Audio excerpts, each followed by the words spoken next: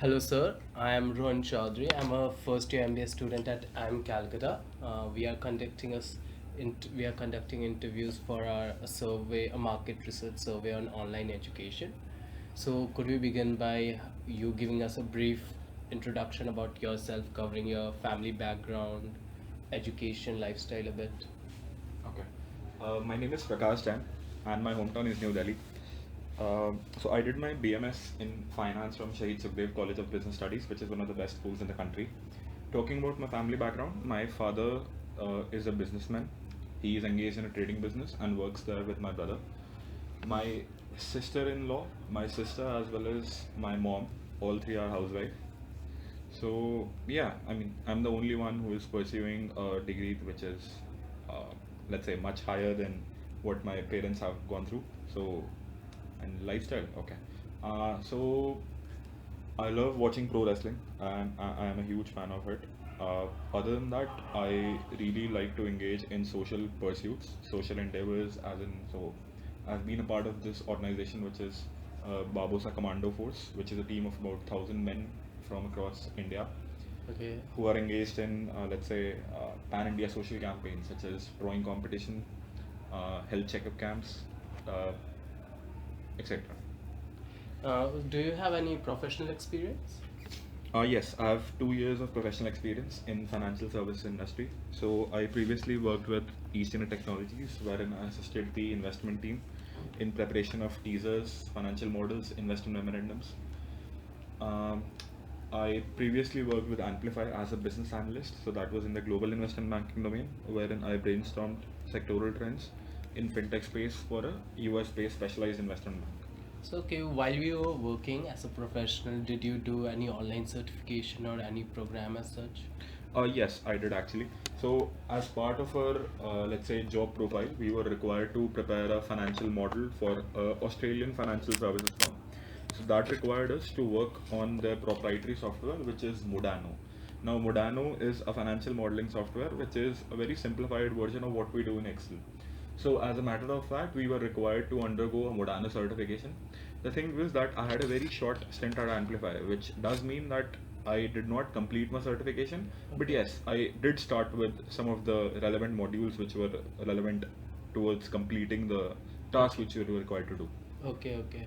So, what do you think was the reason behind you not completing the online course? So one of the reason was so we were a small team, which means that and which required a lot of work to do. So in case there was a change in priorities, as in if you were to shift to other work which you were required to do, you had to do that very often. So our team probably felt that it was a one-man job, and the other person might be he or she might be able to do it on her own.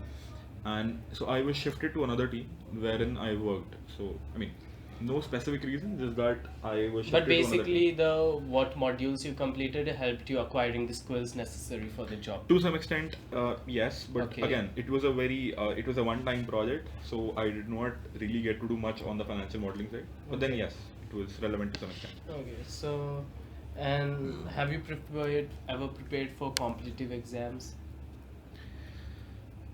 Comparative exams while Co- on the job or in general? any time, like in your life, in So your past. I have been preparing for competitive examinations for quite a while. So uh, so talking about my last attempts, I took CAT, SNAP, and IFT. So Okay. these were the three exams which I took. I was pretty confident of my scores in all the three exams, so that's why I did not go for that. So, other than that, I have also taken MHCET, which is Maharashtrian Common Entrance Test Okay. 2 in the past. Have also taken ZAT 2. So, other than that, because I'm a commerce graduate, so I haven't taken any of the JEE or AIEEE Okay. Okay. exams. Okay. So, for these exams, did you take any coaching, offline coaching? In the first attempt, I did. Okay. So I took offline coaching in all three subjects because that made me acquaint well with the all the three subjects. Got to know more about what Okay. CAT is all about. Um, in the second attempt, I mostly relied on the mocks. So it wasn't, let's say, a preparation per se, but more towards taking mocks. To supplementing your preparation for the exam. Exactly. Okay. And finally, in the third, to ensure that I did not have lag in one of the sections which I was facing difficulty in, I took up an online course, and yeah, that was all about it. Okay, so the online course you took to augment the deficiency you were facing, did it help you? Sorry, could you repeat it? So you mentioned that you, for the section you were weak in, you took an online course for that section. So did it help? Yes, I was able to manage to clear the cutoff, so that was much more important for me. Other Okay. than that, the important thing was that I got to read a lot, which basically means that the course worked as a stimuli for me in terms Okay. of getting me ready for the things to come. Okay. So I believe, yeah, I mean, it helped to some extent. So during you, like when you use this, when enrolled in yourself in these online courses, apart from the videos, did you use the study materials provided by them? Yes, I did. So the thing was that they basically followed a study plan which you were required to, work upon. So the important thing was that you adhere to your study plan and be, consistent throughout the course. So it was a long course which I think lasted around 6 months. So which basically means that this got me hooked up with, as in, so I had a very basic study plan when it comes to the section that I'm talking about. So it's VARC. So I used to read a lot when it comes to the daily articles that the guy posted. Okay. There was this daily RC which I was required to solve, and along with it there were some specific readings, and yeah. What is the name of this? Word Pandit. Okay, okay. Word funded. So it was it was from the YouTube online creators, one of the only. Not on YouTube. They had a specific website which was dedicated for such a thing. So Okay. there was a specific portal which was dedicated to all of this. Okay, and like you first went program and then thing. What was why? What I mean to ask you is, how do you view this too? Was there something deficient in the online mode of education that you felt for the online mode fulfill better? So I'll try to compare both the courses vis-a-vis the mode which is online and offline. Okay. So the thing about offline was that, so I'll firstly talk about both the brands. So the first was Time Education. Mhm. The other one was Word Pundit. Time is a more established brand, whereas Word Pundit is a fairly new course.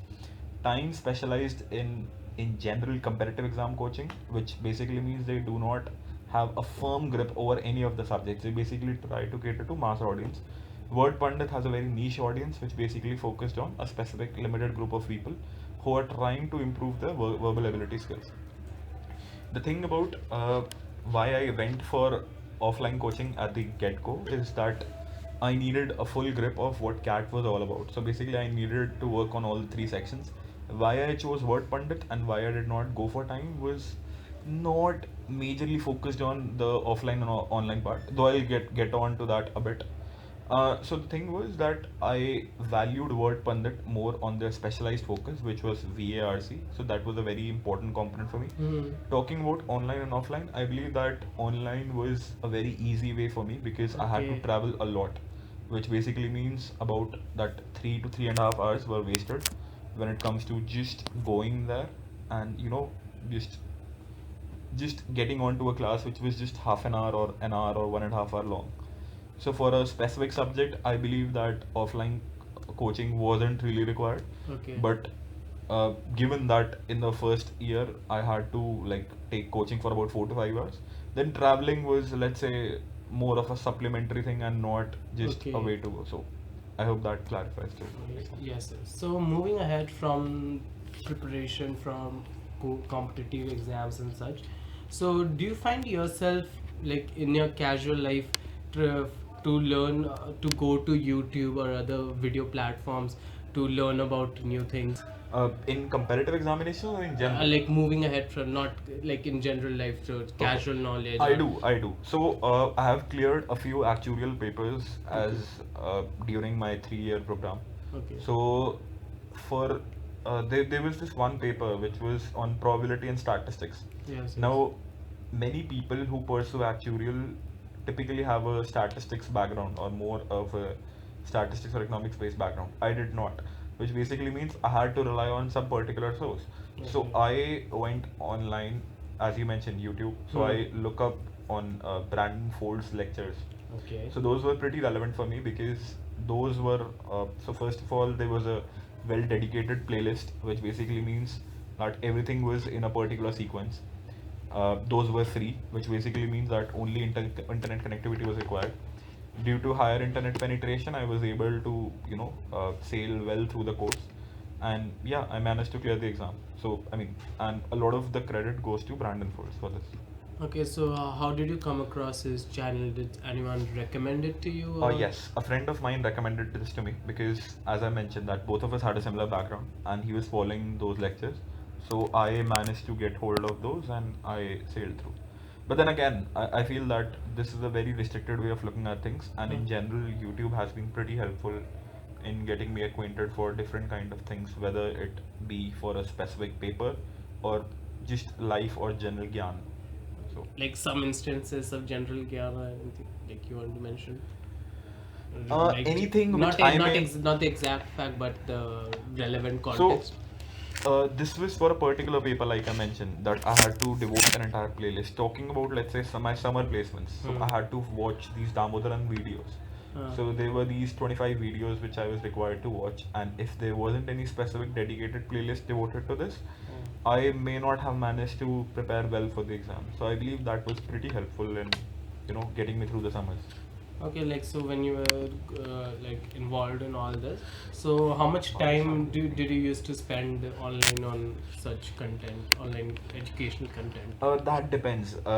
That will be very difficult to answer, to be honest, Yes, because yes. there were rewatches which were required in case the video was not, coherent enough. So that is one of the constraints which I feel is there in the online mechanism, that there is no instant feedback that you are. So basically, any doubts that you may have, you may not be able to address it any further because that is a virtual form of communication, and that is more of a monologue wherein the other person is communicating this to you and you are just basically taking it down. Hmm. So I believe what is more important here is just to note that, for a specific thing that you have in mind, and you just went online and look up to it. So I can't really pinpoint a time frame, Hmm. but I believe that it's a very significant component, Hmm. and I've been using it on day-to-day basis. Okay. So just to like a weekly hour figure, you just give rough estimates. Okay, I'll try to do it. If I were to average out, I believe that it would be close to, mm, let's say, about 45 minutes daily, which means one and a half, about 5 hours, let's say, in a week. Okay. 4 to 5 hours. Hmm. 4 hours, let's say. And when what you say, just so and how much time do you usually spend on your mobile? A lot. So iPhone has a dedicated, there is a time which Tracker. basically, yeah, a tracker which basically tracks your phone, how much you use it. But the thing is that the tracker is not perfectly accurate. But Okay. if I were to pinpoint my daily usage, again, a number would be very much difficult to predict. But let's say about mm, about 25 hours in a week, I Okay. am on my mobile. So Okay. about 25 hours is what I feel. Okay. So and like when you are when what is your preferred mode of watching the online educational content? Sorry. I mean, on what device is your do you watch it on your personal Device, it's computer or a mostly mobile? laptop. It's mostly laptop. Uh, what about mobile? So the thing is that mobile has a very restricted screen, which basically means if I have to watch something which is content driven, I may Okay. not be able to watch it very uh, appropriately on a mobile phone. Plus, there is the issue of a stand. So I have a table, which means that again, I believe that screen size is a very strong component here. Okay. Okay. Cool. And do you use any educational apps on your mobile? Sorry. any educational apps? Educational apps. General Could you give me an information, example? like news aggregator website giving you So any news apps that would work? current information. Then yes. What you consider educational? In Shorts is one app which I use for daily news, Okay. though I read it very, very infrequently due to the tight schedule that I have. But then again, it's very light on content, so it's very easy on the eyes. And also Mint. So these two are the news apps which I use. Along with it, educational content. If you feel YouTube is educational to some extent, then maybe YouTube as well. Okay. So educational. Other than that, maybe for my studies purpose, I use Google Drive app, Acrobat Reader for viewing the PDF files, maybe Google Sheets for filling out any forms that I may have. Okay. So I believe all of these have some educational purpose attached to it, but then I mean, not something to watch lectures or watching e-content. So nothing Okay. specific to it. So, yeah, thank you very much for all your for answering all for giving answers to all the questions I asked. So on the ending note, what I would like to lastly hear is your opinion about how do you see in the future, in the near future, online education playing a role in your life. So just today only, we had a debate on whether smartphones should be used for teaching purpose. And to be honest, I give a very positive response for it because I believe that that is the way to go. Because considering that, we have been using smartphone and considering the penetration that smartphone already has and considering the apps that you have, I believe that is one of the way to go when it comes to the teaching mode or changing the way we are doing things. One of the constraints that people have is that whether